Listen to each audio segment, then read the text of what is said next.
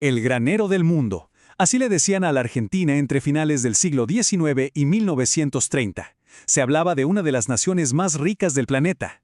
Pero, a ver, ¿qué había realmente detrás de esa fachada de riqueza? Hoy vamos a desarmar el modelo agroexportador, una era que prometía un futuro increíble, pero que en el fondo escondía unas contradicciones enormes. Bien, esta es nuestra hoja de ruta. Primero, vamos a ver qué significó eso de ser el granero del mundo.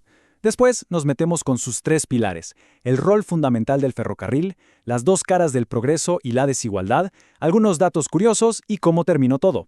Y al final, una reflexión sobre el legado que nos dejó. Bueno, para entender este modelo, tenemos que viajar un poquito en el tiempo hasta la Revolución Industrial. El mundo, en ese momento, se partió en dos. Por un lado, las potencias industriales como Gran Bretaña, que necesitaban desesperadamente materias primas y alimentos, y por el otro, países que podían darles justo eso. Argentina, con esas llanuras fértiles e interminables, encajó perfecto en ese papel. Y acá nos detenemos en la pregunta clave, la que va a guiar todo este análisis. La idea de una Argentina súper rica, casi a la par de las potencias europeas, se transformó en un mito. Pero, como vamos a ver, detrás del brillo de las exportaciones se escondía una realidad muchísimo más complicada. El esquema era bastante simple en realidad. Argentina se dedicó a lo que mejor sabía hacer, sus ventajas comparativas: producir lanas, carnes, cereales, más barato que nadie. A cambio, compraba de los centros industriales todo lo manufacturado. Claro, esto creó un lazo de dependencia económica muy fuerte. Ahora, un modelo económico de esta magnitud no surge de la nada, ¿no? Se tuvo que construir sobre una base muy específica, una especie de trípode que lo sostuvo todo y permitió que creciera tanto: la tierra, el trabajo y el capital. Vamos a analizar cada uno, porque la forma en que se consiguieron estas tres cosas no solo explica el éxito increíble del modelo, sino también, y esto es clave, sus problemas de raíz. El primer pilar, la tierra. Para poder expandir la frontera agrícola, el Estado argentino organizó campañas militares. La más conocida es la conquista del desierto. Con esto, se incorporaron territorios gigantescos que antes estaban controlados por pueblos originarios. Estas tierras fértiles se convirtieron literalmente en la base material del modelo. Pero claro, la tierra por sí sola no produce. Hacía falta gente. Y ese es el segundo pilar, la mano de obra. Con leyes que promovían la inmigración, llegaron millones de europeos buscando un futuro mejor. Españoles, italianos, alemanes, ellos fueron la fuerza de trabajo que sembró los campos, que levantó las vías del tren y que pobló las ciudades. Y el último pilar, la pata que faltaba, el capital. El dinero para construir toda la infraestructura, los puertos, los frigoríficos y sobre todo los trenes. Ese dinero vino de afuera, principalmente de Gran Bretaña, que de esta forma se aseguraba de que toda esa maquinaria funcionara para recibir sus materias primas. Y ya que hablamos de infraestructura, es imposible, de verdad imposible, entender este modelo sin analizar su pieza más importante. El ferrocarril fue, literalmente, el motor de acero que conectó la Pampa con el mercado mundial. Miren con atención este mapa porque es súper revelador. La red de trenes tiene forma de abanico. Todas, absolutamente todas las vías nacen en el interior productivo y terminan en un solo lugar: los puertos. El diseño no deja ninguna duda. Su único propósito era llevar la materia prima directo al barco. Y acá está una de las grandes fallas del modelo. El tren conectó a la Argentina con el mundo, sí, pero no conectó a la Argentina consigo misma. Las regiones que no aportaban al modelo exportador quedaron completamente aisladas. Y con esto se pusieron las bases de una desigualdad entre regiones que de alguna manera sigue hasta hoy. La escala de todo esto fue monumental. Imaginen, casi 13.000 kilómetros de vías nuevas construidas en solo 15 años.